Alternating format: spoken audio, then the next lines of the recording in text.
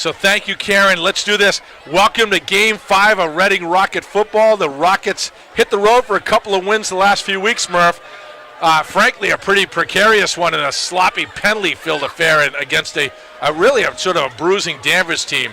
Very different game last week. They handled Belmont in every asset of the game, or every facet of the game. I'm told this game is going to be featured one of the high school football games of the week on local Fox 25. Gary Tangway hanging around. He can't handle us. That's absolutely. I see a big camera out there too. It looks like this is going to be a high-profile game. Last 2 weeks, Timmy, it's been a couple of weeks since we've been together. The Danvers game was outstanding. You're right, though. It was penalty-filled. The Reading fans left that stadium feeling like it was a loss, but they came out with a big win on a great night. A win's a win. So tonight we have two undefeated teams. You know, with the start of Middlesex League play last week, the Rockets picked up where they left off last season, Murph, dominating in league play. They took care of Belmont with ease. This week they're facing longtime rival Woburn, who is also undefeated, right? Woburn had a tight match in their opener with the 27-19 victory over Wilmington, and they subsequently rolled Burlington 50-14 and Arlington 47-16, and those games weren't even that close, right? The real difference here might be strength of schedule, right? Rockets sought out some real perennial powers in the non-league matchups, facing Melrose, Barnstable, Danvers. I can only think that's going to help the Rockets here today. Woburn does have some really nice size on the line.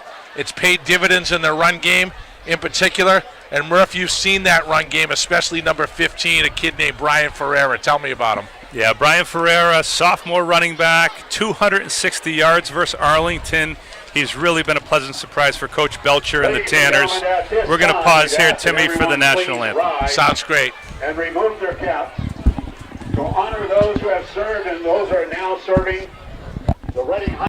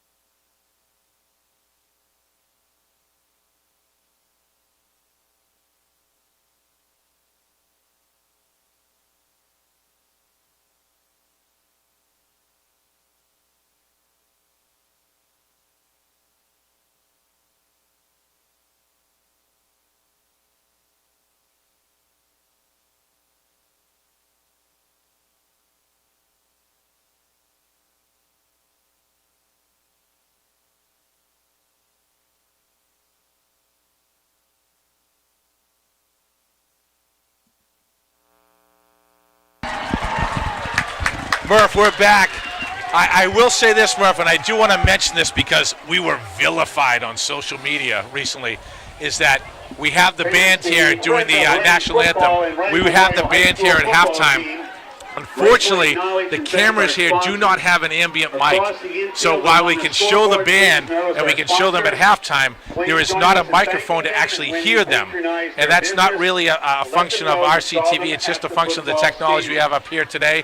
So I want to tell you, we talked about this, Murph, how psyched we are when the band's here, how psyched we are when they come out and play. We love them. They're a powerhouse. And unfortunately, we can't really show them with audio on RCTV. So yeah, you know, you can say all you want about the Reading football program. The Reading band is the best in the state. We missed them that first week. We really did, and they had an element to these games that are outstanding. So you have the band, the student section, and the parents all on one side. Woburn's on the other side. You can talk about Winchester. Woburn's, natural rival is Winchester. Ours is Stoneham. But don't tell that to these kids tonight. This is a border rivalry like no other. Murph, I'm going to tell you right now, here's a kickoff right here.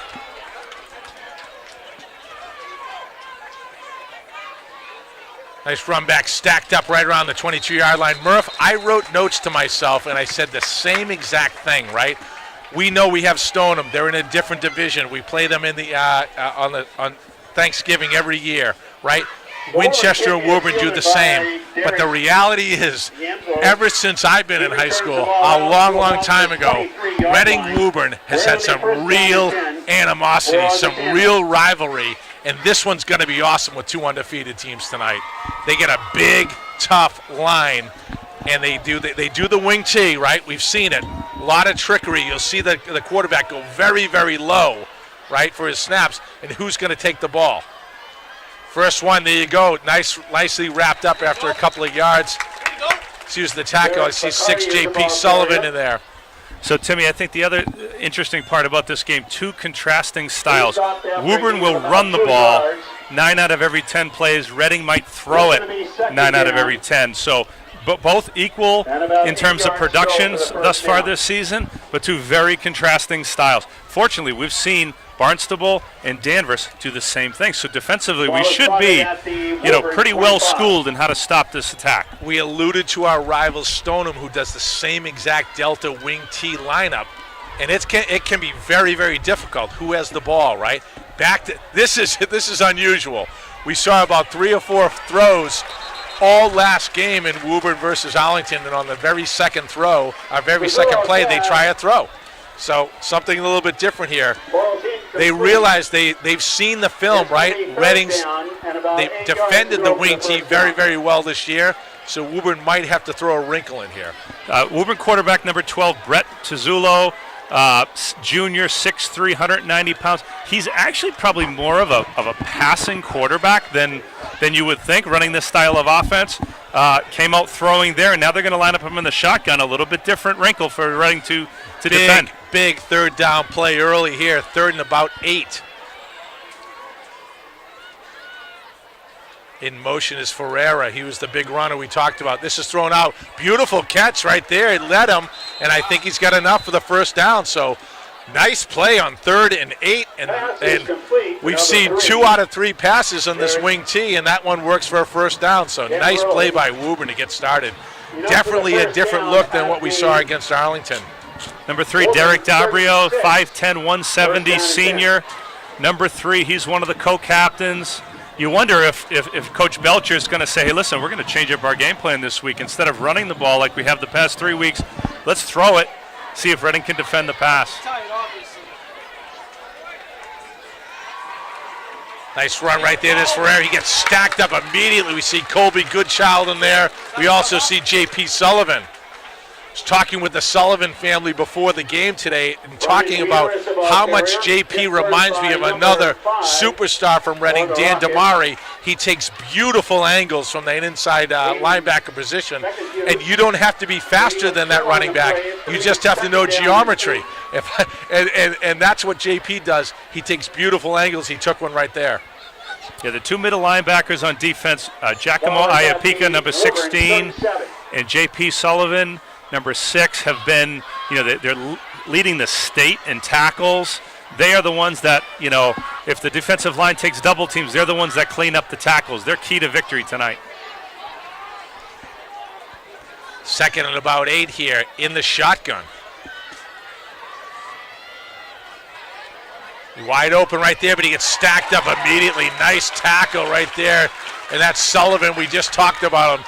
Like, you tell me leading the state, I'll believe you, Murph. He's had 11, 12, 10 tackles first 3 out of 4 games. He's been a force, and he is right there. So 3rd and about 7 upcoming. Big play here for Woburn. It's going to be 3rd down. So what happens, Timmy, when a team tries to pass and they're not a typical passing team, it doesn't come as easy as some people think when you don't practice it all the time. They're trying to, change things up here a little bit. Tizzolo's a good player. Let's see if he can continue the passing attack here on 3rd and long. He's going to roll right here. Throws underneath. Oh, he's wide open. Good play. Beautiful pass. Number 5 was right in there for Reading. Was Aiden Beckenhusen, just laid off him a little bit. I thought he might have had an angle on the ball, but that's a first down. 48. Now for the first first down. It'll be first down and 10 for the Tanners. This is the chess match, Timmy. You come out expecting run. They've had success through the air. Let's see if they can keep it up and continue. See how the Rockets adjust here if they're going to get a healthy dose of this. I like it. I like to see it just because we've seen that wing T in the first 3 Woburn games have been very, very successful, but they've also seen the defense of the wing T, and they're coming out throwing. And he's throwing again. Oh, right there, number 21 is Colby Goodchild. Takes it about 6 yards. It's going to be 2nd and 4 upcoming. That's Dabrio again, number 3, the captain. His second reception on the day. Good play action pass. 6. It's going to be 2nd down and about 4 yards. Woburn's doing a nice job of keeping the Rockets off balance here defensively. It's going to be 2nd and about 4 from the Rocket 42-yard line here. Nice couple of first downs here for Woburn on the first series. What they want to do, Timmy, as many teams do, keep that Rocket offense off the field. They've chewed up a lot of clock already. High formation right now. He hands it up right up the gut. He gets about 2, gets stacked up immediately. So it's going to be 3rd and about 2 here. Running 40. In comes Eamon Centrella and Brendan Lindmark. Brendan, the hero of the Danvers game. Huge interception in the final seconds of that game to secure the win. So I had some notes here, too, talking about Brendan Lindmark, our cameraman's son. Huge interception when the momentum was going all Danvers' way. And, by the way, he blocked a punt last week against our boys in Belmont. So beautiful play, beautiful special teams play, beautiful defensive play from Brendan Lindmark last few weeks. Let's see another one. Handoff up the gut. It looks like Ferreira, and he might get stacked up. He might not have it. But you might say he's very, very close. And this could be 4-down territory. They gave him the first. They gave him the first down. So Woburn takes over 1st and 10 here, not takes over, but continues with 6:12 to go. Like you said, Murph, they're eating up the clock here, and they have a first down here on the Rocket 38-yard line. At the Reading 38. Nick Zanino, an outstanding year, senior outside linebacker, number 7. Hopes to continue that tonight. Zanino had 10 tackles last week. He was a force against Belmont. Super athlete.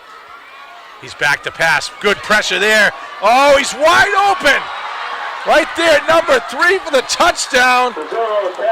That's Derek Dabrio. I hope I pronounced his name right. Beautiful pass, and let's give Zolo credit. There were people all in his face, and he comes up and he hits for a 38-yard strike. So after watching the wing T for 3 weeks, Woburn comes out slinging the ball all over the place, and they strike first. You know, weeks ago we talked about your man crush on Coach Sheehan. Yeah. Guess what? It's man crush time on Coach Blanchard. Let's see how he adjusts. Let's see how he adjusts to a new scheme. The kid Brett can throw the football. Obviously, his receiver number 3, Diabrio, fantastic receiver. Clearly caught us off.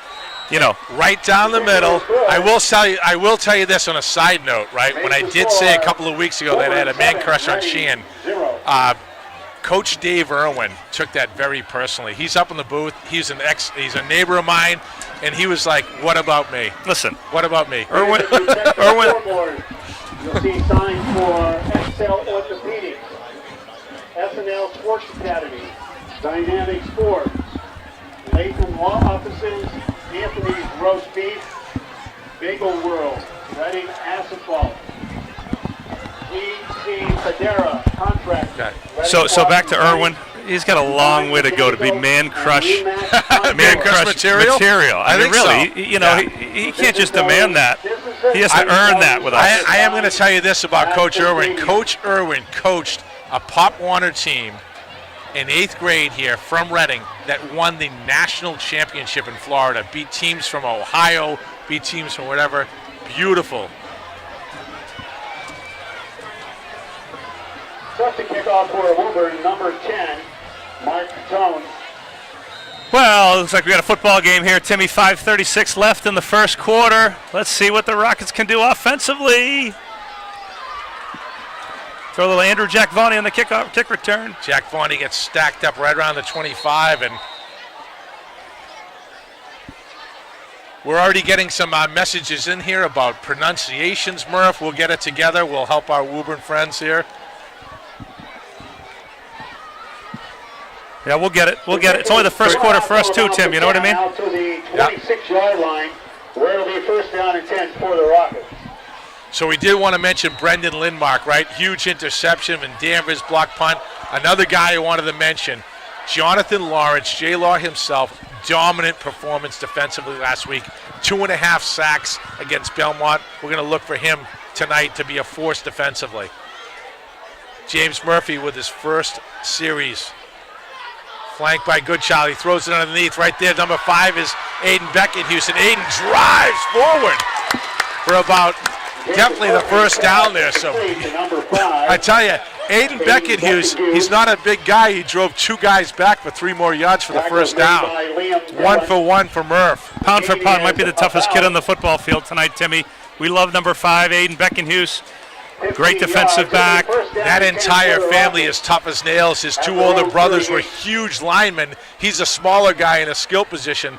But when you have 2 big brothers like that, they're going to make you tough, Murph. I don't know. I'll take Aiden over both of them.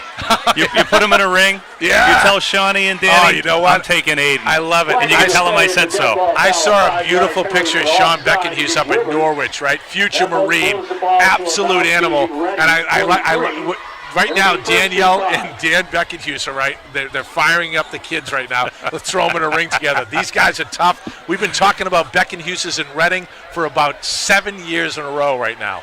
Murph flanked by Goodchild right now. He's back to throw. Underneath right there is Ryan Strout. Strout takes it for just a couple. A lot of pressure, a little outside screen there to Strout. Offensive line did a nice job of kind of setting up the screen, letting their guys through.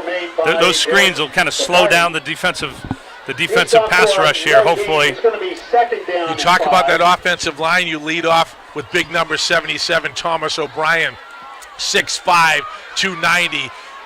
Blindside, he is a monster.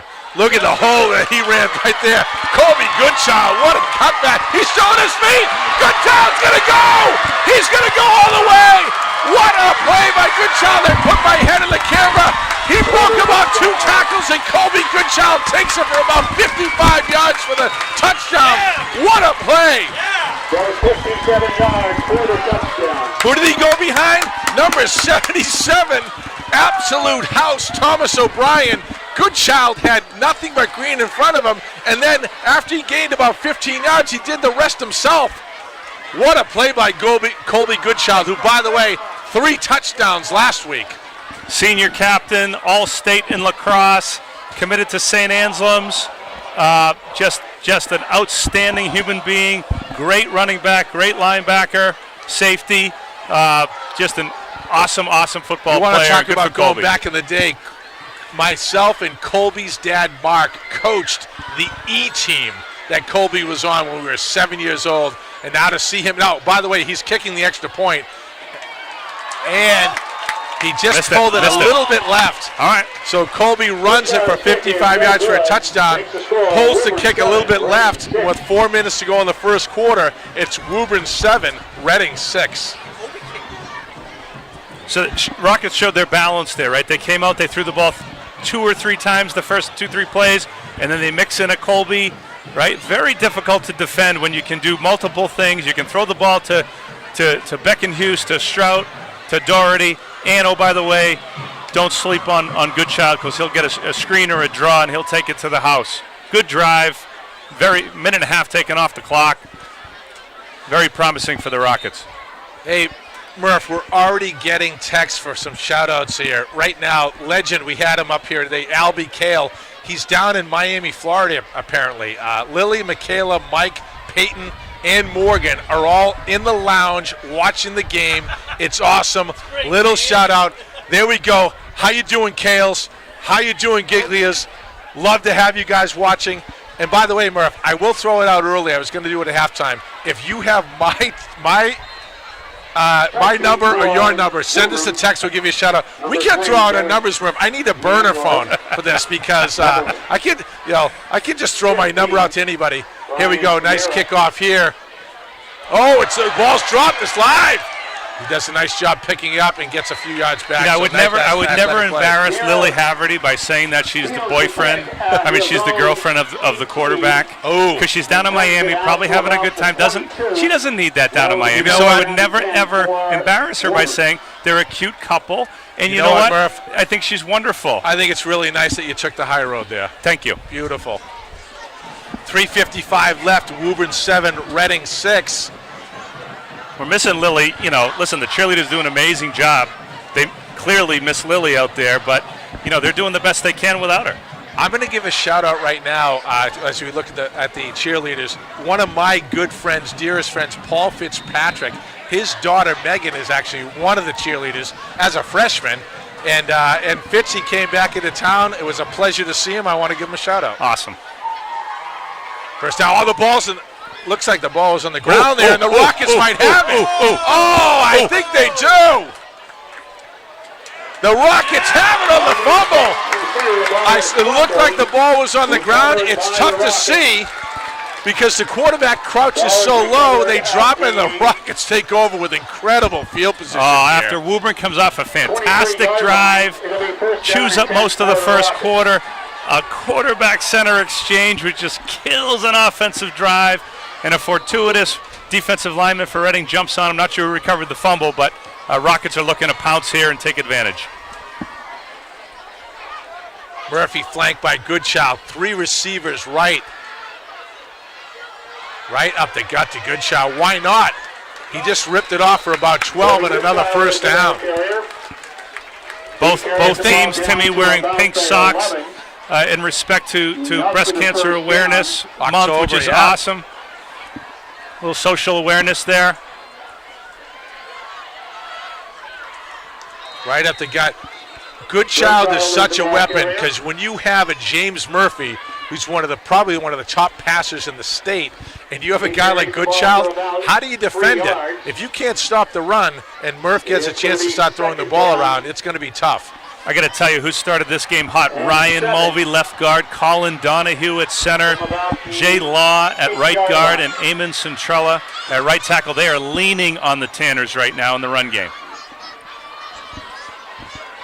3 minutes left in quarter number 1 right there. Inside handoff to Goodchild. He's in. Colby Goodchild for his second touchdown in under 2 minutes. And the Rockets take the lead with 2:54 to go. You'll probably see Goodchild. They may try for 2 here since they missed the first one, Murph. We'll see. Part of me feels, if I'm calling the game, objectively here, Timmy, Woburn had kind of some adrenaline coming in. They had the nice drive, but since then, listen, Rockets have they mixed it up, right? Will. We're looking at wing chi, we're looking at misdirection, we're looking at that run. 9 out of 10 times they come out slinging the ball and sting first, but now the Rockets come back. Right there over the middle, and it's knocked down. It's going to Strout, but there's a penalty. It looks like a pass interference penalty that we're going to do this thing again. Little slant to Stroud across the middle, and it looks like it's interference on Woburn.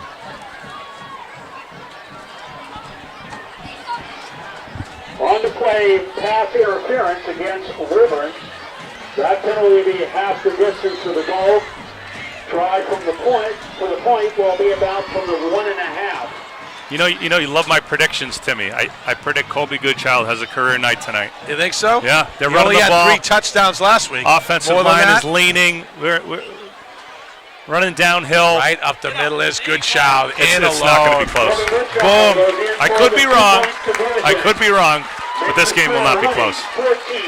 Colby Goodchild is the man of the first quarter with 2 touchdowns and an extra point right there. So the Rockets jump up 14-7 with 2:54 left here in the first. Eamon Centrella comes off fired up. He's getting good blocks. Thomas O'Brien, Ryan Mulvey, all starts up front, as you know, Timmy. Those kids are came to play tonight. So we talk about that.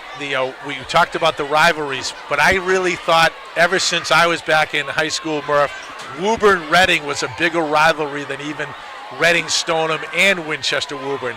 Always tough. I lived right on the Woburn line. Let me tell you, I'm going to tell you a little story, Murph.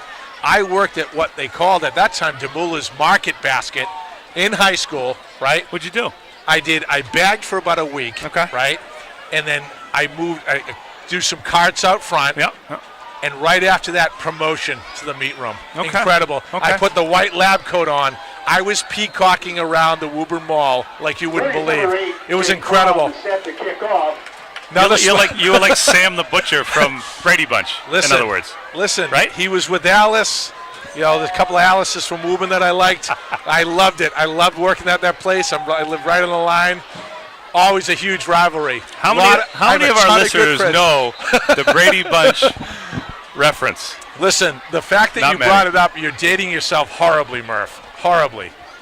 But I will say this, another little known fact, Murph, not a lie. I was the Easter Bunny at the Woburn Mall for 2 consecutive years. A dear friend of my mother, Pat Hill, was the manager there. And let me tell you something, the reason why I won't forget it, 197 degrees in that suit. 197. Timmy, I know I'm your partner here tonight. I'm not surprised. I'm not surprised one bit that you were the Easter Bunny. Listen, I'm going to tell you what. I risked my life for the joy of the little ones. I just want to let you know that. It was a horrifying costume, by the way. Scary as hell. Handoff right there. There's our guy Ferreira. Beautiful run, but a beautiful tackle by Beck. That is how you draw it up. He wrong shouldered the block. He kept contained, and he brought down the running back. Unbelievable. We talked about the angles J.P. Sullivan takes, and he's a superstar. And that was exactly a similar thing with Beckenhuis. Ferreira, superstar, 260 yards last week. That kid can run.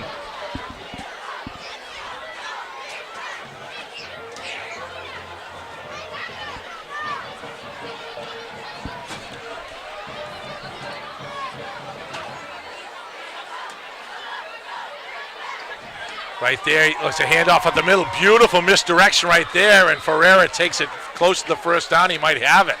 Brian here is the ball carrier. He picks up enough for the first down. Murph, tell me about the Delta. Tell me about the wing tee. We see a lot of programs in high school use it. I feel, as someone who's, I've been in the football game for a little bit of while, is that it's a thing that you'll see in high school. You very rarely see it as you go up higher. It's all about misdirection. It's all about the types of things that might say we might not be as strong as the next team. We have to trick them. Stoneham was beautiful at it. If you have 2 or 3 athletes in a wing tee, it can be really, really difficult to defend.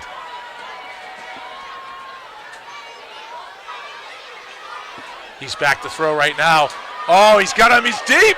Oh, he pulls it in. Beautiful catch. Very, very tight coverage right there. And he makes about a 30, 40-yard pass right there. Down at the Brett Tizzulo, I'm telling you, very impressive passing the football right now. Tell you, Junior Jack Doherty had really tight coverage, and it was a beautiful pass. Back to your comment about this type of offense, it's good in high schools because you can run it from your freshman year all the way to senior. You don't need big linemen. You need tough, smart linemen that know angles and know where to be. It can be effective. See Tuzolo really crouched down deep there. It's very difficult to see who's going to come up with the ball. It's a sweep right there. Gets stacked up right there by Alex Napoli, number 2. A little bit of help by number 74, J-Law. We talked about had a monster game last week. Jack Doherty, a nice job coming up from the corner position, forcing the play inside to DiNapoli to clean it up. 10 seconds to go in the quarter here. We might see a shift here, Murph, but we have a game, right? They're going to let this thing run down, and we're gonna change ends here. But with at the end of the first quarter, Rockets 14, Woburn's 7, but Woburn is threatening. Talk about size. How about Amin Rohim, number 71, 6'5", 280, a junior offensive tackle. What a great-looking player for the Woburn Tanners. Yeah, he's noticeable, isn't he, Murph? I watched a little bit of the Arlington film. I go, this guy is a hoss. And there's a number of big dudes on that line.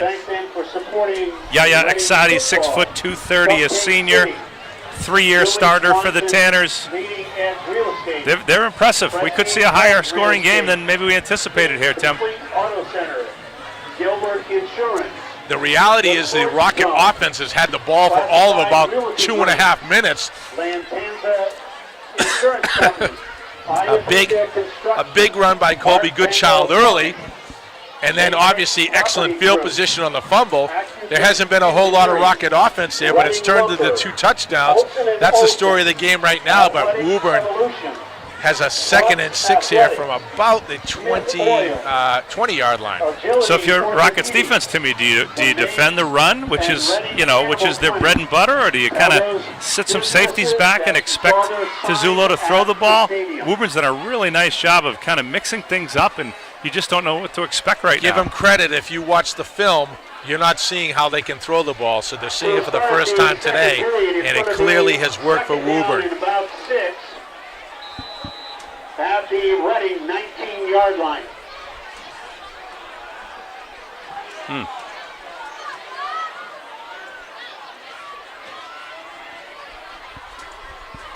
Right up the gut, and he takes it for about 10.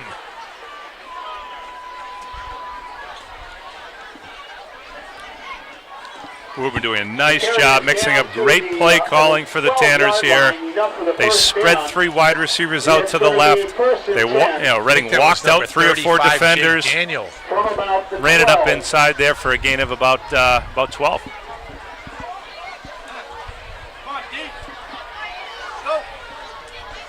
Crowd filling in nicely here, Timmy. Another bang-out crowd here.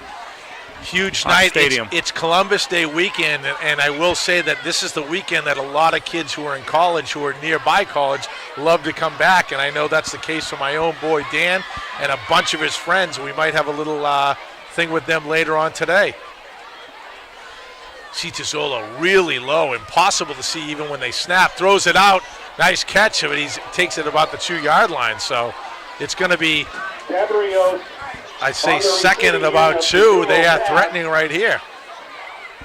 Down to about the 2. It's going to be. In comes Centrella.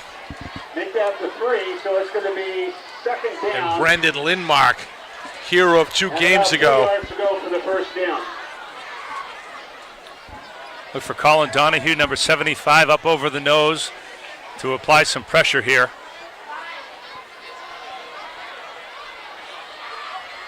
Woburn very confident in their offense right now, mixing it up very good. nicely. Beautiful drive.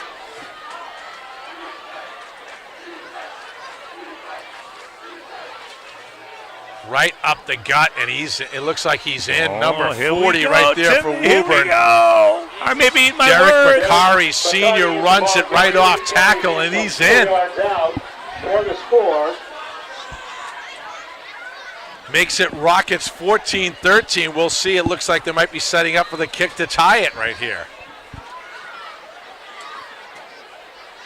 This is a good one, Murph. 2 undefeated teams. Fox 25 is here for the game of the week, and so far it's living up to that billing. Right down the middle, and they tie it up. Beautiful kick by Woburn, and they answer. They turn the ball over. Rockets take advantage quick, and that a beautiful drive by Woburn right there to tie it up. All kinds of respect going the Tanners' way right now. Throwing it. I'm not sure if my boy Brett, number 12 for the quarterback for Woburn, has an incompletion yet. I may have missed one here or there, but he is on the money. A couple of beautiful long passes that they pulled in today, right on the money. And that's something they haven't asked him to do. They didn't need to do earlier in the year.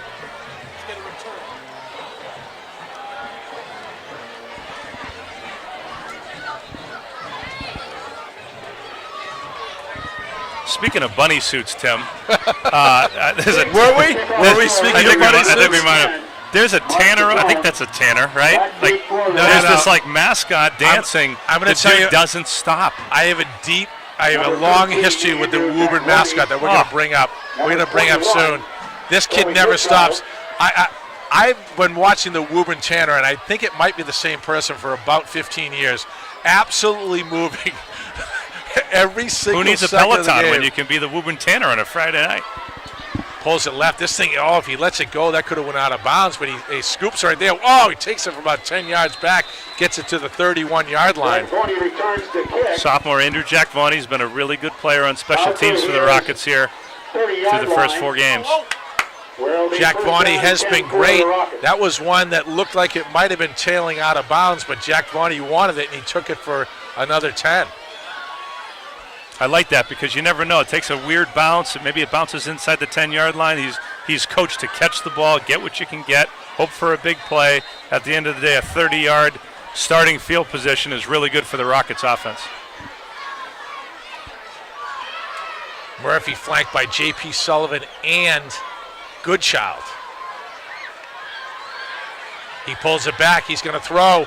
Oh, he steps up. James looking for somebody. He lifts up in the air, and he throws it away. Good coverage by Woburn right there. He's looking for Ryan Strout.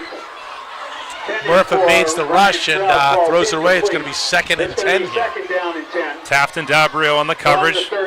They sort of clamped Ryan Strout. Nothing there. Murphy threw the ball away. Well, if you have been watching Reading film, you know that Ryan Strout has been a go-to guy for James Murphy. Ton of catches. They clamped down a little bit last week, but the reality is they didn't have to pass a lot to win last week. Right at the gut is Goodchild. He gets stacked up after a yard or two, so it's going to be a big 3rd down play right here in Reading territory, 3rd and about 8. These are the plays that make games, even though it's early, Murph. The middle of the Woburn line. Duras comes out to Napoli into the game. We've mentioned this in the past. Alex is a physical specimen out there. He's got breakaway speed that you'd like on the outside for a receiver. Jesse Doherty split way left. We have Ryan Strout split left, 2 split right. And Murph is looking right. Right over the middle, right there. Beautiful catch by Aiden Beckenhuse for the 1st down. Wow. Big play by Aiden. He had some issues last week with a drop. So I know this means a lot to Aiden. He stepped up and just had glue for hands right there. When we go back and look at film, you look at certain things, and I know it's only 9 minutes to go in the half about big plays, and that's a big one right there for Aiden Beckenhuse. Throws it underneath. Right there, there's Alex DiNapoli. Huge play. Nice run after catch right there for Alex. Takes it inside the 30. Slant.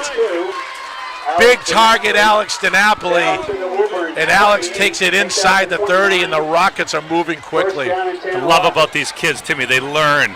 Alex learns to protect the ball, get down, get what you can get. Really big play. Goodchild flanking Murphy. We have 3 split right, 1 left. DiNapoli, Strout, and Beckenhuse right. Who's it going to? And he looks left and right there. Looks like Jesse Doherty. 3 split left, and Jesse Doherty takes it for about 8. James is in complete command right now of this offense. Hand signals to Jesse Doherty, moving Colby to the right side, changing protections. We're in sync right now. As much as Woburn was in sync in their first 2 drives, the Rockets' offense is in sync right now. 2nd and 4 right here upcoming. Murph back to pass. He checks over there, right over the middle. Oh! Little bit far over DiNapoli's head. He had a bite. There were a couple of Reading receivers down there. Looked good. Just a little bit overthrown right there. Little fake screen. Offensive line's doing a great job up front. Murphy has not been pressured yet so far. He's got a quick release. But the guys up front, Centrella, Donahue, O'Brien, J-Law, Mulvey, Duras, they're doing a great job. We talked about this earlier, Murph, in the season because it was such a huge hoss of an offensive line for James in the spring. Can they match it? And they've done it so far. He pulls back right there. Oh, right there. That was to Beckenhuse, and that was one that he dropped. He wants to have back. Beautiful pass. and he's fortunate that that one doesn't get picked up by a Woburn defender, popped in the air. 3rd and 4, and the drive continues. Of course, we're in 4-down territory here, 4th and 4. Big play here. You could go any way. You could hand it to Colby. You could throw a slant to one of these wide receivers out here. Now going Colby empty. goes out in the flat, so we're going to be throwing right here, 3rd and 4. Do Russ. There we go. Do Russ. Right over the middle is Terry Ross. He's right there. Do Russ. And, hey, do you know something about football, Murph? Huh? Patrick Duras right down the slot, and Murph calls it while they're set up. Pat Duras, absolutely love that kid. What a great football player, soft-spoken kid. And you call it, Murph. What do you know? I just know that Pat Sheehan has a really nice way of disguising formations and sneaking people into open areas. They lined up 4 wide receivers to the right. Duras was the forgotten man at tight end. James put it on him. Big time play. Beautiful. Absolutely love it. Beautiful pass, and give Duras credit. James led a little bit, and Duras went and got it. Touchdown. Oh, go get him. They got to get him right here. They're gonna stop it. There's no play here, but that kick didn't work. Rockets hop up 20-14 with 8:36 to go.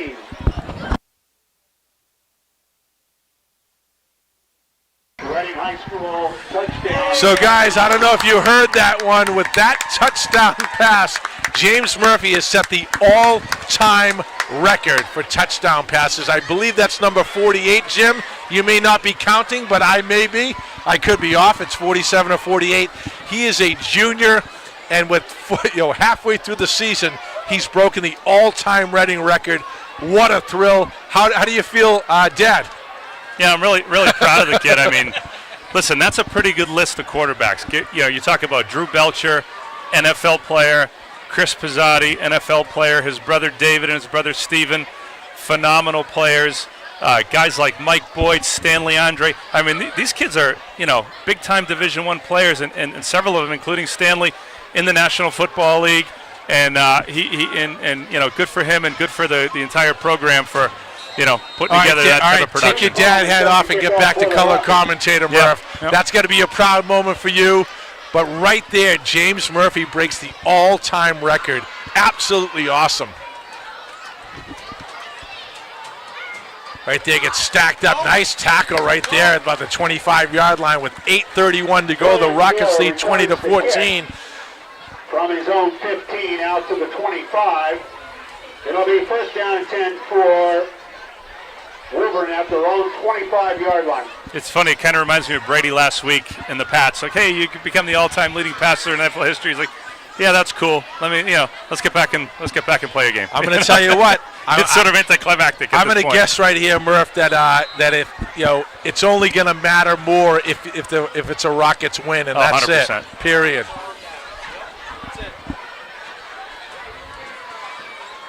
I'm actually looking for a few more from Murph, so we don't have to talk about. Oh my gosh, another fumble into the Rockets! Wow, they've had a couple of transition problems here for Woburn, and fortunate for Woburn to pounce on that one. It's going to be 2nd and 10. Rockets capitalized early on a missed snap. It'll be 2nd down and 10. It almost happens again there. Yeah, Reading has not stopped Woburn. Woburn's only stopped themselves. If we're being honest here, they can clean some things up. They're in good shape to put another one up maybe in this first half. So Murph, you alluded to the pink socks for breast cancer awareness, and I say cancer awareness. It touches a lot of people. It touched my own family, and I'll tell you, I love seeing it. I love October. I love when they're all doing it too, right? The whole team, they're all in. He's going to go back to pass. He rolls out. Great job by Duras. That's a beautiful play. That's a hold. Oh gosh, they got to get that hold. Look at Colin Donahue too, bearing down on him big time. So back to your point about the Sox, we call as a parent organization, we call Mark Doherty over at Dynamic Sports, great business here in town, and say, hey Mark, we need to order these for Friday. Can you rush the shipment? He goes, yeah, I just got off the phone with the Woburn parents, and I'll put your order in with theirs. So certain things cross borders and bring people together, and this is one of them. I love it. We've been doing it since the Pop Wanted days when the kids were 7, and it was a big deal. even back then that October is Breast Cancer Awareness Month, and I love to see both teams all in. 7:36 to go. Rockets up 20-14. Very big play right here. Third and call it 11. The pink does look great with the black uniforms, I must say. Very big play here.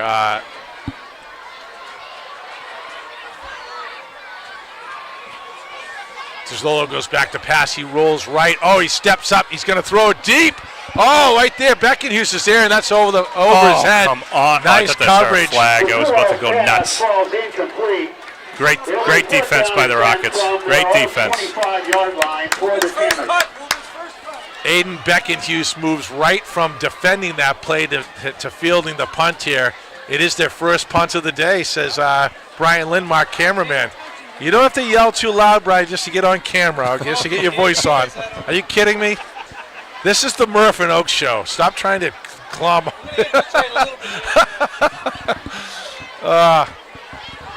Your chest is so pumped up about what your son did the last 2 weeks, it's ridiculous. Giacomo Iapika jumps in. Nice kick right there. Beckenhuis is going to fair catch it. Oh, he drops the ball.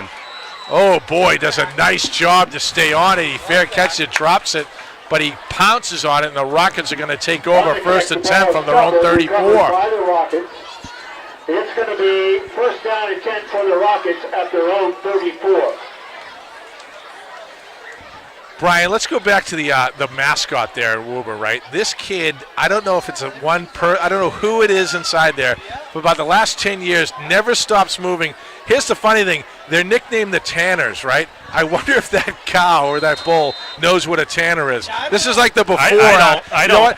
They might be better off like having two guys in leather jackets walking around as their mascot, because you don't want to be a cow in a tannery. Inside slant right there. Oh, there's Ryan Stroud. He takes it. Stroud's got room in front of him.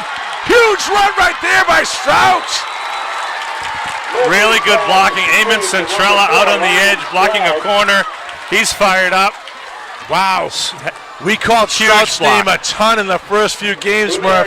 He was a little quiet last week because we didn't need him, right? We ran the ball. It was Kobe Goodchild's show. Murph didn't even need to throw the ball last year, and Ryan Stroud takes one there for about 35 yards.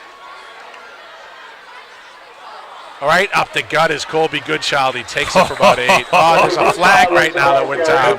Thomas O'Brien just sent someone back to Woburn. Did he throw him out of the club? Oh, he threw him out of the club, man. I don't think that was a penalty, but he went flying.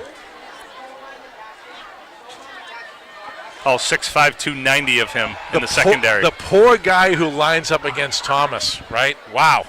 He has been an absolute hoss. The number 77 is a special number on the line. Oh, that's a killer penalty. And it's a number that the coaches will give to what they deem the top lineman, and Thomas O'Brien as the captain is that guy for sure. But that's a penalty that moves them way back. It's going to be 1st and about 19 here.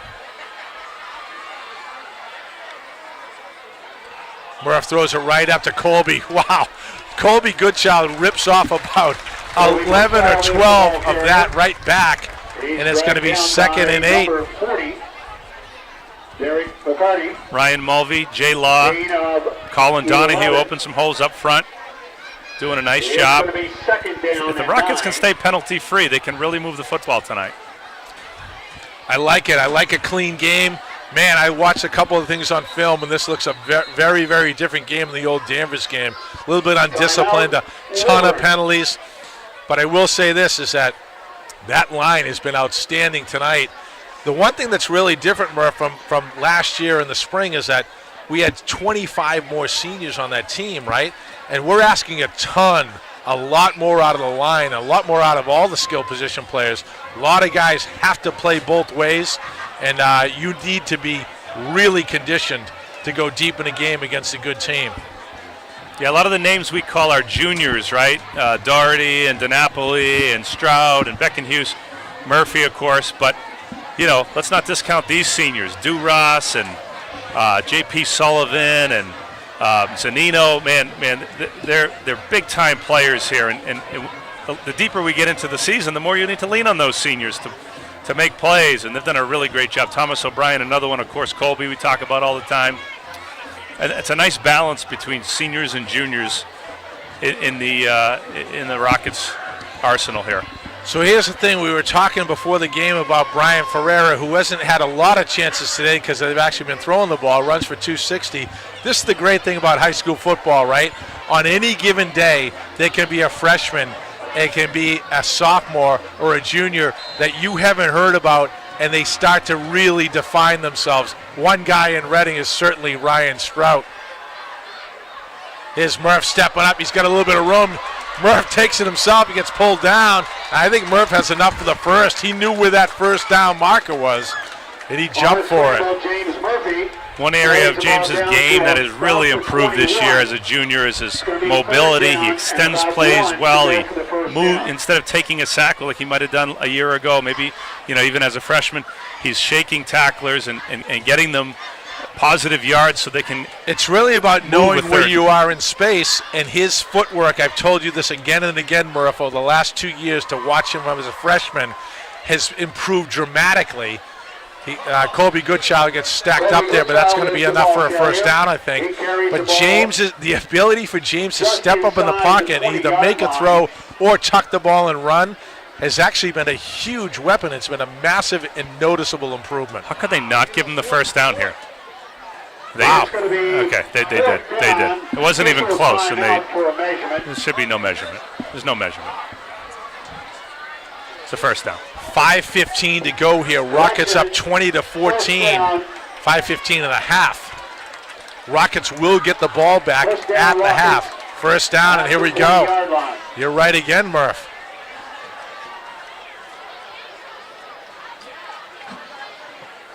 Right there, inside hand, gets stacked up in the back. Nice job by Woburn right there. Blusted right through the line and drops him for a loss.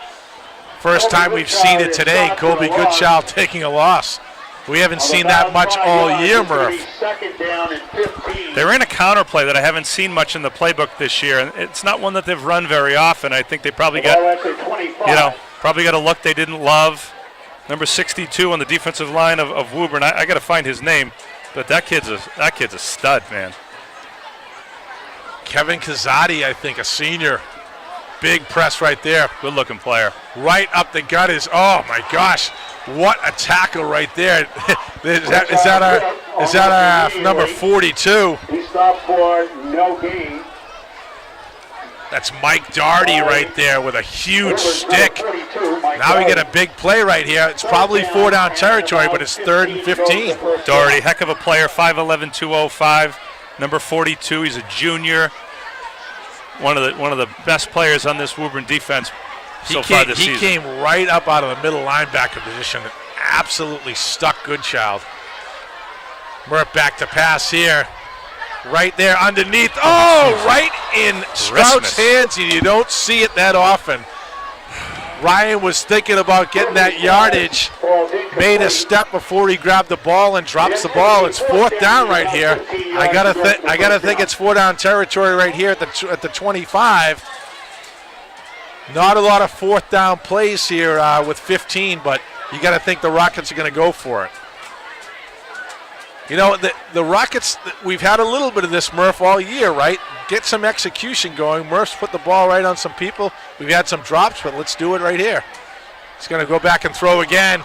He looks up. Oh! And Strout was right there, and they wave it away. So they're going to turn it over on downs here with 3 minutes to go in the half, and the Woburn can get a chance to see if they can get back and take a lead here. So a couple of passes, execution, not where we wanted it right there. And the Rockets will turn it over on downs, and let's see if the Rocket D can do something here with 3 minutes to go. If there's an area that they can improve, Timmy, all year it's been, good execution. The drops have hurt them. Yeah. Strout right there, he knows it. He doesn't mean to drop it, right? He just got to concentrate and focus on catching the football. It's without question, and it's obvious because it's happened quite a bit. And the thing is, you might be able to get away with some of those drops. This Ferreira right there takes it for about 4 or 5. Nice job. But, listen, You might be able to get away with that against some of the foes in the Middlesex League. You will not be able to get away with that late in the year against some of the brass in Division 2. Absolutely. Fortunately, we've got some time to clean some things up. I think it's a focus thing. They can do it. It's just a matter of having proper concentration, looking the ball in. 2nd and 5 right here. There's Ferreira again. He's still on his feet, but he gets stacked up.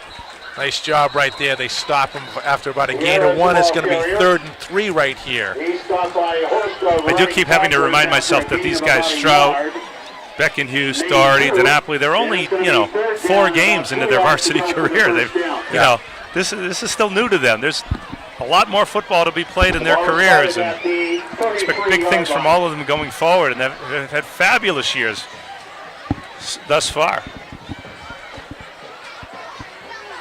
Back to the traditional wing tee there, right up the gut. He gets stacked up. So that's not going to be. It's going to be a 4th down right here. Huge stop. I gotta think with 2 minutes to go, you can't possibly go for it on 4th and a long 2 here. You might want to kick it. Huge risk right here for them to stay with it. Wow. They may try to call them off sides here, use a timeout. I agree, Tim. I do not want to give the Rockets back the football right here. They're going for it here. Let's see, the Rockets are always disciplined right here to say don't jump off sides. They're going to try to maybe do it. He's trying to get him to jump, and he takes it right at the middle. Oh, boy, very close. Well, maybe he did. Very, very close. He might have had it. What a risky play for Woburn, and they get the first. Wow. That's a huge risk right there for Woburn, and they get it, so it pays off. Hey, you know what? When it pays off, it looks like a great play, but if it didn't, that's a game changer right there with 2 minutes to go with James Murphy slinging the ball around. So good for Woburn to convert. But I'm going to tell you what, if I was the coach, I wouldn't have done it. Right? Woburn with 1:17 to go. You keep going if you think you can score. He rolls out right now to Bolo right over the middle. Oh! Great play nice by J.P. Sullivan in the pass game. Really nicely defended. J.P. Sullivan, who leads the team in tackles, is actually out in space defending a pass and does a beautiful job there. We haven't seen it a ton this year, and when he's been asked to do it, he did it. J.P. Sullivan. 2nd and 10 upcoming here from the 36-yard line of Woburn. I wonder if the Rockets, depending on the situation here, if Woburn does not move the football here on 2nd down, maybe they might think about using a timeout and maybe getting another shot with about 30 seconds left in the half. Right there, it's a pitch out there to Ferreira. He gets stacked up immediately.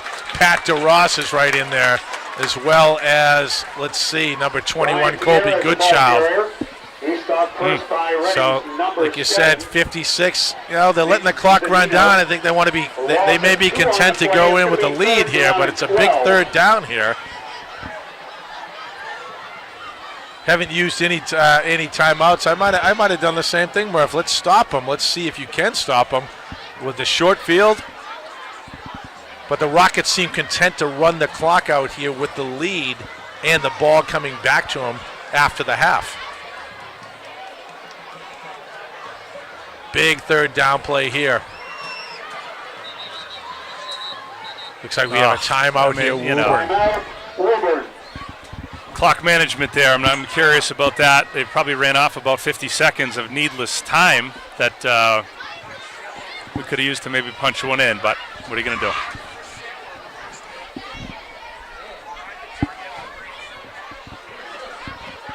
So 21 seconds here to go at the half. The Rockets up 20-14. Woburn has a 3rd and about 13 here. Not a lot of plays. Obviously you got to see them if they're going to do anything here except go into in the end zone. You might see some trickery here.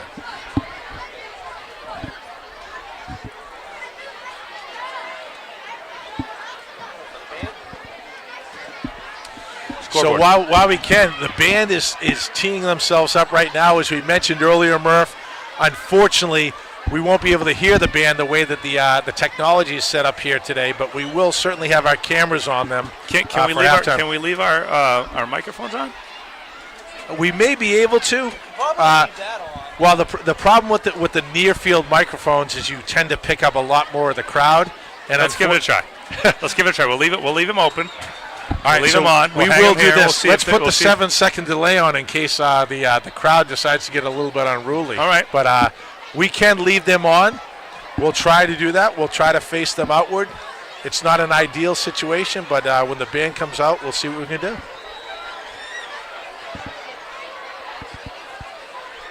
Third and 12 right here. Big play, 21 seconds to go. They got to come up with something here if they think they want to score before the half. And they go right up the gut there to number 40. Wow, nice run right there. He gets it to about, it's going to be 4th and 2. Number 40 is Derek Bakari. Takes up the middle. Nice run. It's 4th down here with 13 seconds to go. He picks up about. Looks like both coaches will be happy to go into halftime at this score right now. 8 yards. They may be with 5 seconds to go. It looks like they are going to let it run down. I don't know if that's the end of the half, but I think it is. Maybe you want to throw one even up in the air if you're Woburn, but that's going to be it for the half. Rockets content to go up 20-14. They will get the ball back at the half. I will say this, Murph, we might have a couple of special guests before we come back in the half. A couple of the Rocket captains are coming back. We're going to put the headset mic on. I'm asking a couple questions. Dom DiCrescenzo, we hope he's in the house. Just because of total nepotism, my son Dan's in the house. Dan Damari, unfortunately, is not here. He's playing up at Bentley. He's got a big game tomorrow. But we may have the ability to come back just before the half, so stick around. We're going to talk to some of the past captains of Rocket football, and we'll go from there. Awesome, Timmy. Great first Murph, half. We'll see you. Hey, we're going to leave our mics on. Yep. We'll open them up. We'll point them towards the field. We'll go from there.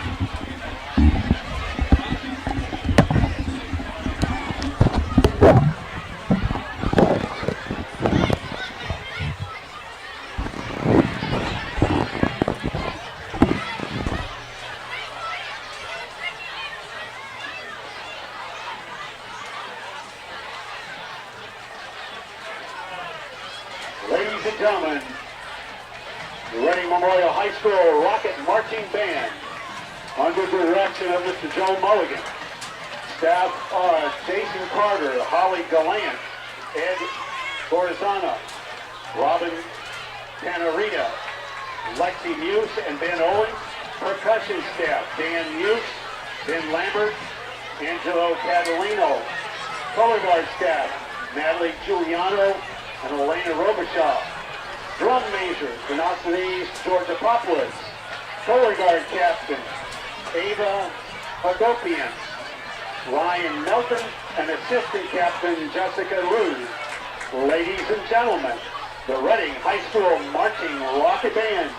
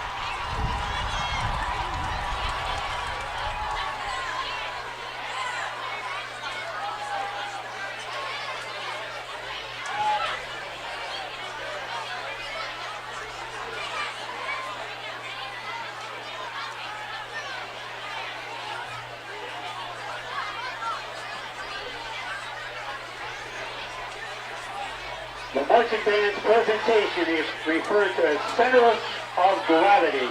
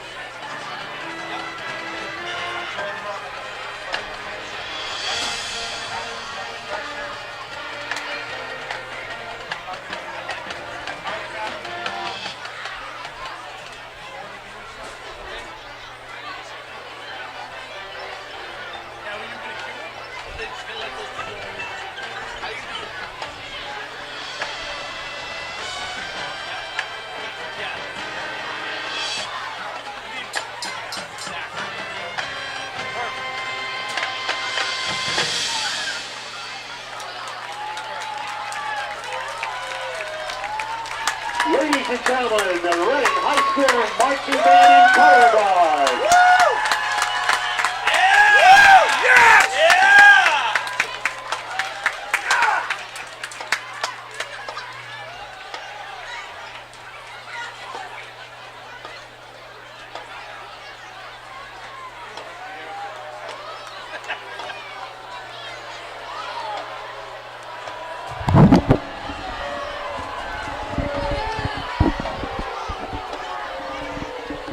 Hey Brian, we're back here to almost start the second half.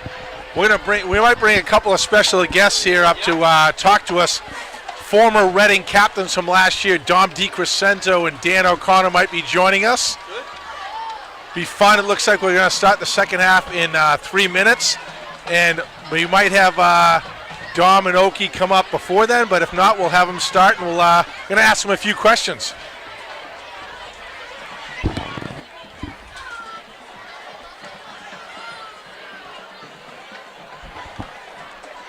I will say this, Brian, if anyone does have the Murph and Oak text, if you want a shout out, let us know. Send us a note. Send us some notes about Reading football. We'll be happy to mention you guys. Anyone who's listening tonight, we really appreciate it. You and I were just talking, Brian. This game is packed. Woburn, the other side of this thing, we've had a lot of non-league games here, right?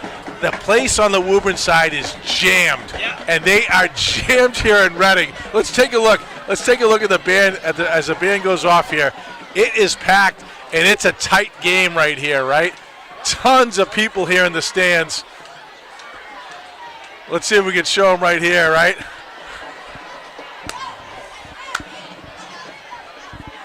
My gosh, it is an awesome atmosphere for football.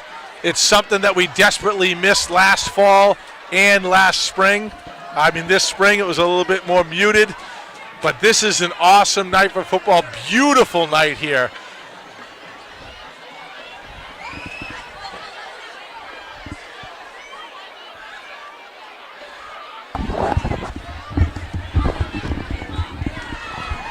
Hey guys, very happy to have some special guests here to join us before the second half.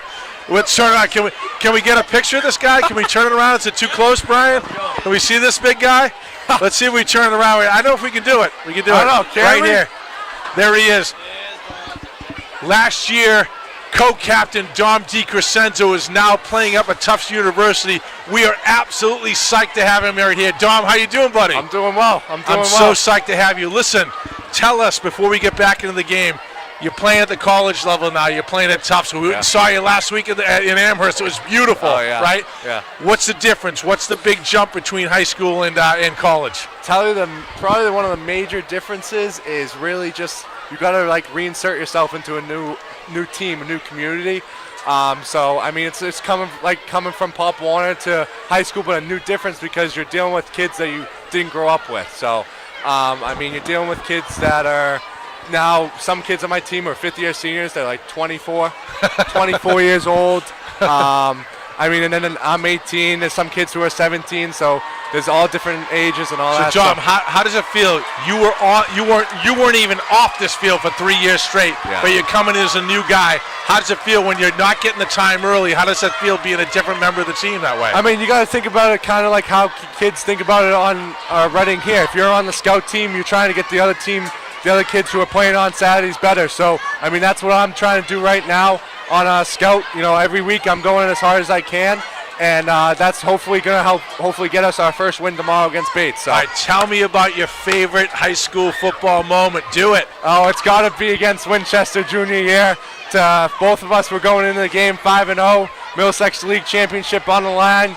4th down and 3, Coach Carnes made an awesome call, and I got to the quarterback, Tommy Deggan, and we got him for a 4th and 2 stop, and that won us the league that year and propelled us to the playoffs. I'm going to tell you what, I remember that awesome play, and Degnan was a superstar, right? Yeah. But my favorite was you scoring a touchdown in the spring. Tell me about it. It was awesome. Oh, you can't forget that. I remember they put in that play right before senior day, and that was a crazy play to think about. But I mean, it was an awesome play by Coach Sheehan. Obviously, I missed playing with these boys, but they're doing a great job right now this season. Listen, any shout-outs to any of your boys who you want to say hi to? Oh, I shout out all the boys from last year. I hope you guys are having fun at college. I hope you guys are watching right now, supporting your boys that are still on the field. We'll all see each other soon. We'll see you during Thanksgiving, winter break, and we'll be here rooting against Stomp the Spartans. Let's go, baby. I love it. Hey, let's pass it over to your co-captain, Dan O'Connor. Serious nepotism right here, Brian. I said, hey, I like to see Dan coming back from UMass Amherst to this thing. Dan, how does it feel to come back and see these guys that you play with? How does it make you feel when you're not playing? I mean, to be honest, it feels weird. I was saying to some of my friends earlier that this is my first time spectating a high school game in 4 years and not playing in it. But it feels good. I mean, the stadium's packed. We didn't get to have that last spring, so it's good to. So listen, we started the game here. We'll still talk to you, Dan, right here as we go through it. The kickoff right here, and Rockets are going to take over. Dan, you played with James Murphy. You were his center for 2 years. Tell me about that kid. Tell me about him as a person. Tell me about him as a player. How is he? I mean, he's an unbelievable player, unbelievable person. I mean, his play, it speaks for itself. He's been having an amazing season, and you know, anyone who's been watching him for the last couple of years, especially for us, me and Dom, have seen how hard he's worked off the field. You know, we knew he was going to have a season like this, and like you said, as a person, he's just as good. I can see he's stepping into a leadership role this year. Dan, we're going to make you a color guy just for a second here before we pass it back to Murph's dad. He's back, and Murph is here to pass underneath. Oh, my! Oh, right there, he pops up in the air. Aiden Beckinghughes popped in the air. He was wide open, and he drops the ball, just misses it there. Beautiful pass by Murph. By getting back to Murph and getting back to yourself, Dan, I go, you know, you come back here, I go, I know you had a real close relationship with the coaches. If you had something to tell the coaches, what would you tell them? Oh, I mean, that would be tough, but I would just say, I mean, I know they've been killing it this year, 4-0 start already. There's no one better than those guys down there, so, you know, keep up the good work, and hopefully I'll be able to see a couple of them later tonight after we get the win. Any shout-outs for you and your boys, Dan? Let's go into this play right here. Murph going back. He rolls out right. Wide open right there. It's Alex DiNapoli. That's going to be a first down right at the 50. Any color commentary, Dan? No, it's okay. That play? I got nothing. So, hey, you want to say hi to any of your boys? Yeah, I would just say, I mean, shout out to all the Rockets, you know, the guys from my class and the guys out on the field right now, and shout out to my UMass boys, too. Hey, Dan and Dom, thanks so much for joining us here tonight. Hey, I'm going to say something right now, Okie. Happy birthday. I love you, buddy. Thank you. I'll say it in front of everybody. Take care. Too. I'll see you. Let's pass it off to Murph. All right. Right up the gut is Colby Goodchild. He takes it from about 4. Super psyched to have former Reading captains from last year, Dom DiCrescenzo, multiple all-league player, 3-year starter, now playing up with the Jumbos up at Tufts. Saw him play last week in Amherst. And to have my son, Dan, you know, that's what happens when you know somebody. You bring him right up. Dan's like, can I get on camera? Actually, he didn't say that. I said, you just got to come and say hi. I was really hoping for third captain Dan DeMeyer to join us, but we couldn't get him tonight. Murph back to pass. Was underneath. Woo. What I will say about those two young men that were just here, Timmy, I know Okie's your son, but there weren't two better leaders, people, or captains that this program has ever seen. National Honor Society, just tremendous on and off the field leaders, led this young core of kids through strength training and summer workouts. I can't say enough about the people that those two guys are. Love it. Here's your boy Murph, pulls it, stucks up. Nice play right there. Beautiful defensive play. Little misdirection, and they snuff it out. So it's going to be 4th down, and Reading, I think, for their first punt of the day. Nick Zanino's coming out for a punt. If you remember, Tim, in the past, we've had a couple of long snap issues here. Let's see if the Rockets have cleaned that up in the past. You remember the Barnstable game where Zanino was forced to field a few of them. He's an athletic kid. Nice job really right there. Well done. Kicks it low. Rocket bounce. Ooh, boy. I don't know if he needed to even jump on that thing. That was a dangerous play right there. He could have just let it fall, but he jumps on it, number 3 from Woburn, and it's going to be first. Hey, give Woburn credit. They needed to stop him on the first one, and they did. With 10 minutes to go in the third, Woburn's going to take over 1st and 10 from the 25. Coach Belcher has to be happy with that. I'm sure they spoke in the locker room about coming out, being strong on this first drive. Come by the band set up down there. Candy Graham, a personal note, Candy delivered.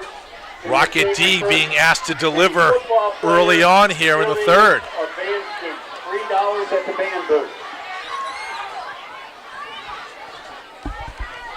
Tuzzulo in the shotgun here. Handoff up the gut right there. Big hole for Ferreira. Wow. That's the runner we saw the last 3 games, and he rips it off for about 20. The ball carrier. He's dragged down by Reading's number 5. Ferreira with a big game. That's probably his biggest of the day, and they would love to get the run game going with Ferreira right here. Eat up some clock and get that run game going. Nice run by Ferreira. Interesting for the Tanners. They lined up in the shotgun with 2 backs in the backfield. They spread the Rockets out, showing that they might pass, yet they still hit the run and hit it for a big play. Completely different look, similar result in the run game.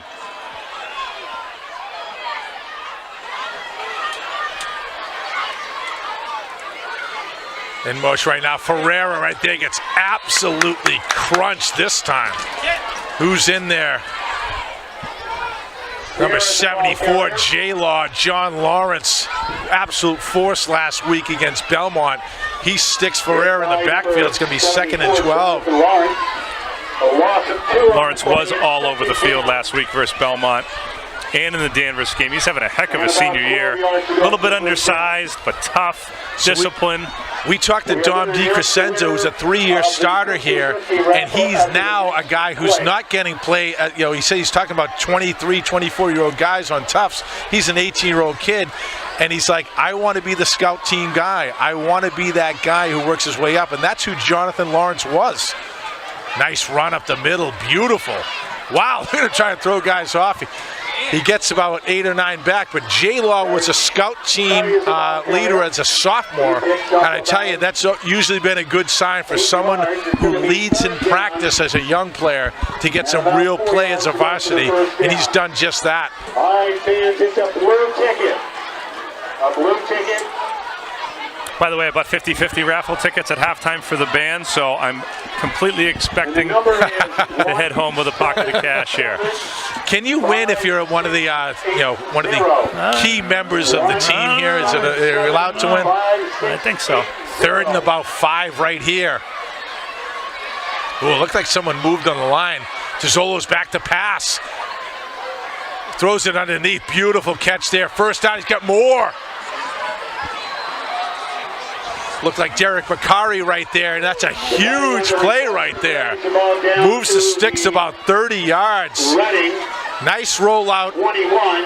Not a lot of pressure from Reading right there, and he dumps it off to I believe was Bakari. 1775680. You may claim your winnings at the band booth. Looks like Nina Conway, a legendary Rocket, just won the 50-50 raffle for the band. Did she? She's going to go claim her prize. We're going to have to meet up with her after and see if we can. She can take us out to Vasily or something. All right, here's a pitch out there to Ferreira. Rips it off for about 10, and they are, listen, Woburn did what they needed to do. They said, we need to stop the Rockets and start moving, and they are moving with authority here on that first drive here in the 3rd. Couldn't be more impressed with the play calling here for the Tanners, mixing up the run and the pass, keeping the Rockets completely off balance. We haven't heard the name Zanino and Duras a lot right now. Look for those guys to step up and do some things here in the second half. They've been the big playmakers on defense all year. Tell you, 1st and goal, not goal, but 1st and just outside the 10, maybe the 12. And Woburn impressive here on their first drive here in the 3rd. Tuzzulo flanked by 2. Inside handoff right there, Ferreira. He dives for about 3 or 4. Here's the ball carrier. What I like about Ferreira is even though he gets stopped in the backfield, he's still moving forward whether he dives or leans, you know, a no gain for a lot of kids in this league. He just gained 3.5 yards on first down. He's a bull of a runner. He's not a tall guy, but he is thick, and he has a low center of gravity, and he can take anything for a couple extra yards. He's not a guy that we've seen taken down on the first hit. And we get 3 more years of this kid. How about that, huh? Going to be a handful for years to come. Unless we can get him some real estate in Reading, you never know. Oh, I don't know. Who does that? Murph now recruiting from the Woo. Second and about 8. That's going to be a flag right here. I think it's motion on Woburn. Delay a game. They ran out of the clock. They're going to move him back 5 yards. That's a costly penalty here, Murph. All of a sudden, we go from 2nd and 6 to about 2nd and 12 here. Woburn moves the ball back to about the 15. It's going to be 2nd down and about 12. Need some penetration up front by guys like O'Brien, Colin Donahue, Eamon Centrella. Love to get a push right here. The Rockets need to step up. He's back to pass. Throws it up, and that's to no one. I think that looked like a route that he thought was going to be an out to the post. And miscommunication, but that thing was out of bounds. This is a big play here. Obvious 4-down territory, Murph, but 3rd and 12 right here, and the wind is whipping right now, Murph. You can't see it on the flag, but we're feeling it up here, and that's not going to be conducive to a kick here. So this is going to be big series next 2 plays. I don't know much about the Woburn kicking game, if they have the capability to put one up here, but certainly we saw a beautiful extra point earlier, right down the middle. So kid may have a leg, but this is you can't see it by looking at the flag here, T, but it's really whipping up here. He rolls out left. Oh, get him, Jack. Throws it underneath. Wow. Oh, he was open, and he actually drops the ball there. 2 guys on him. That was a ball that was beautifully thrown by Tizzulo, and it probably should have been caught. So this is going to be 4th down. 4th down and 12, and probably 4th and 15 to get in. They're bringing out the kicking unit here. Bringing out this kicking. That last play, Timmy, Giacomo Iapika provided the pressure. Colby Goodchild on defense. That was a big stop right there. Very rare that you'll see a field goal, at the high school level, in general. But he had a good leg. I just wonder how the wind is on the field, because it's tough up here, and he booms it. Let's see if it gets there. It sure did. And it does. It just gets over. So nice job by the kicker from Woburn. Makes it 20-17 here with 4:54. That just made it. And hey, it made it, man. That's beautiful. So really nice drive. I got to give the Rockets credit to keep it to 3, but nonetheless, Woburn comes out, stops Reading on 3 and out, and they march right down the field and put 3 on the board, and it's 20-17, and we are in a real Middlesex League battle, and we haven't seen one for a couple of years. It's awesome. A lot of fun, isn't it, Timmy? I think Dave Blanchard is happy with that, considering where the drive started. A couple of big plays, 30-plus in the passing game, to hold Woburn to 3. That's a win. That's a win for the Rockets. I think you got to be happy, because they were moving with authority, Murph. They did have the penalty which might have pushed them back a little bit, which cost them. But nonetheless, they get 3, and we have a 3-point game here. What I'd love to see is how these kids interact and execute under pressure, right? It's easy that when you're down 20 or up 20 to go out there and play free. A 3-point game, 4:54 left in the 3rd quarter.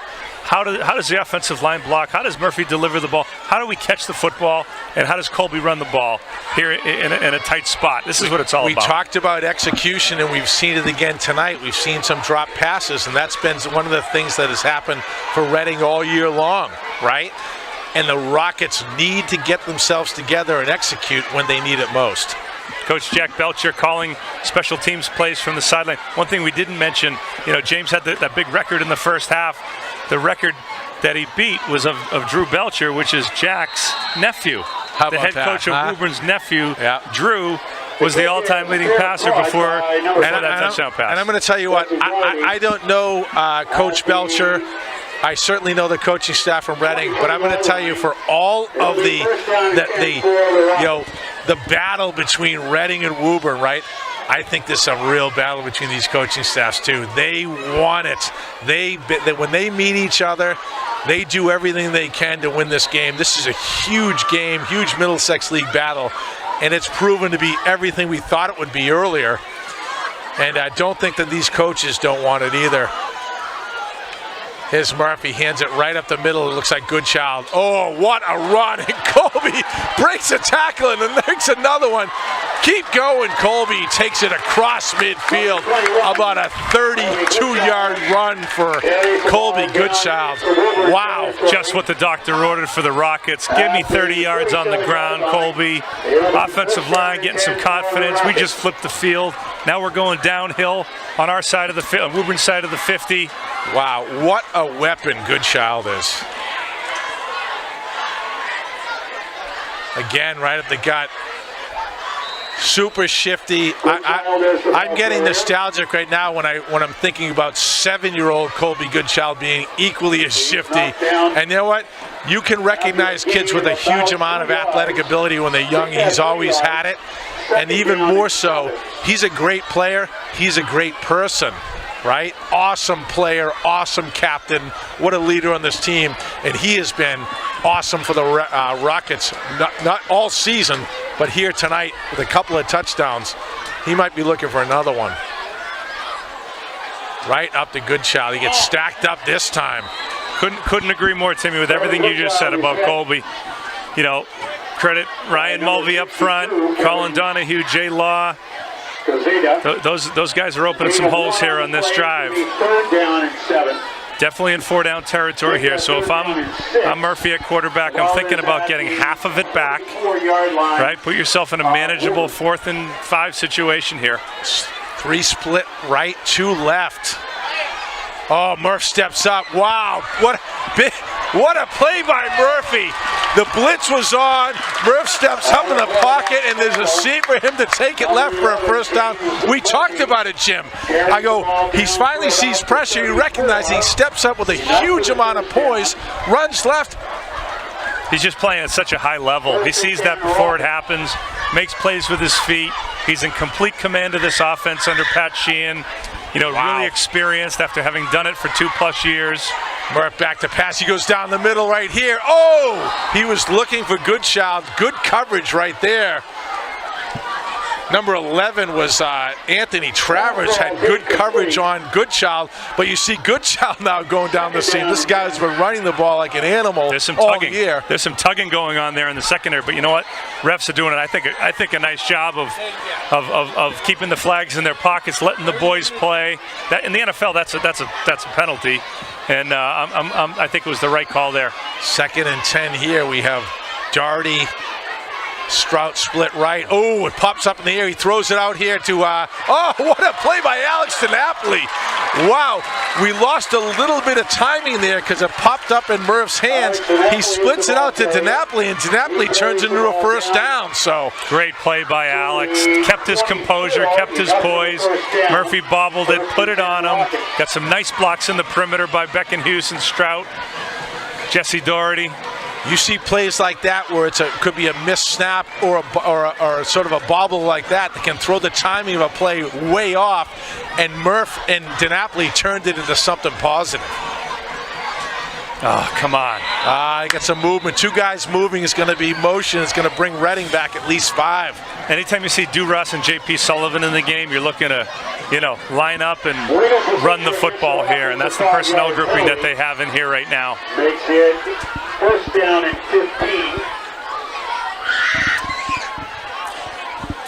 15. Murph, when you were at halftime when we had the boys on, Brian and I were talking about what an absolutely awesome atmosphere. The Woburn side of the stands is packed. This is a huge night in Reading. Oh, what a roll-up. Oh, gosh. Thomas O'Brien, look at this. Oh, he pull it in. Is that DeRoss? What Holy a play. camole. They spin it out. Why aren't we cheering? Why aren't we cheering? Is there a What's flag? going on? Oh, Was he out of bounds? Why? Was he out of the end zone? Did he drop it? No, he dropped it. Oh, how about that? Wow, Murph rolls out left, and Thomas O'Brien coming back on a crack block. My God, that poor kid was looking at him. It looked like DeRoss pulled it down, but he didn't. It's going to be 2nd and 15 coming out. Murph back to pass today. Right, oh boy, right over the middle of Doherty. Pops in his hands, and that was hugely dangerous. That's one of those. Hey guys, we call it like it is. There's an absolute ton of drop passes here for the Rockets, and that's the execution we need to happen. Here's what I want to see by number 11 right now. Do you get frustrated? Do you sulk? How's your body language? This has to be a non-issue for him right now. His focus has to be on the next down here and getting half of this distance back so they can execute on 4th down. Clear 4-down territory here inside the 30. Murph empty set right now. 3 left. It's DiNapoli, Strout, and Goodchild left. He looks left, throws over the middle again, right in Strout's hands, and drops it. I think we're probably going to see them go for it here on 4th and call it 14, but the Rockets have been snake bit by some drop passes. Go for it. Go for it. Yeah, they're going to go for it here. They're absolutely going to go for it, Brian. There's no doubt, right? There's no gain to be kicking in the end zone and get it to the 28 yards. Big play right here. I like the Napoli single coverage top of the screen here. He's got some room. Murph back to pass. He steps up. He's scrambling a little bit. Murph looks now. He throws it deep. Go get it, Colby. Oh, boy. That was some really tight coverage right there. Colby Goodchild right there, and they don't call anything. A little bit of bumping. Like you said, they've kept it consistent.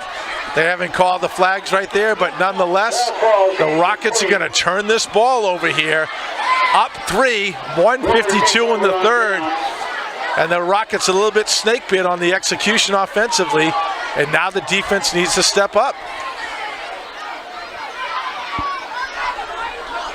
Again, this is such a good lesson for these kids, right?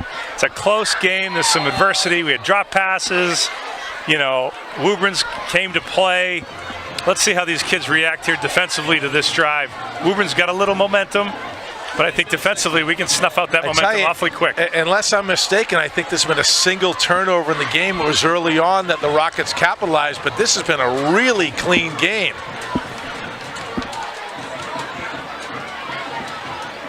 Little side low. It's going to be some movement. That's going to move Woburn back 5. They're trying to go to Ferreira on the toss. Illegal procedure against Woburn. Those illegal procedures in a running style of offense really hurt you when you have to go back, and 1st and 15 is way harder than 1st and 10. Advantage Rockets here. Hey, before I forget, I need to do a shout out to Judy Strout, grandmother of Ryan Strout. Oh my goodness, she Judy. Is a massive super fan. I got to throw it out to Judy. I hope she's watching tonight. Listen, Ryan Strout has had a breakout season, and you know what? I really want to call his name 1 or 2 more times tonight. He's been a big weapon for James Murphy, and I want to say big hello to Judy.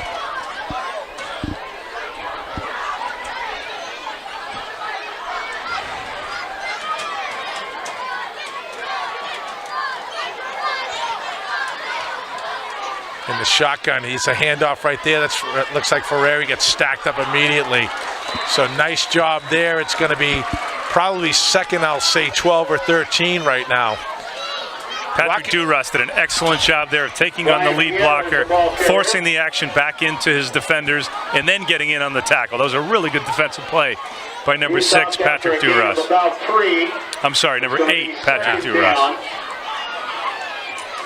And about 12 yards to go for the 1st down. The ball is spotted at the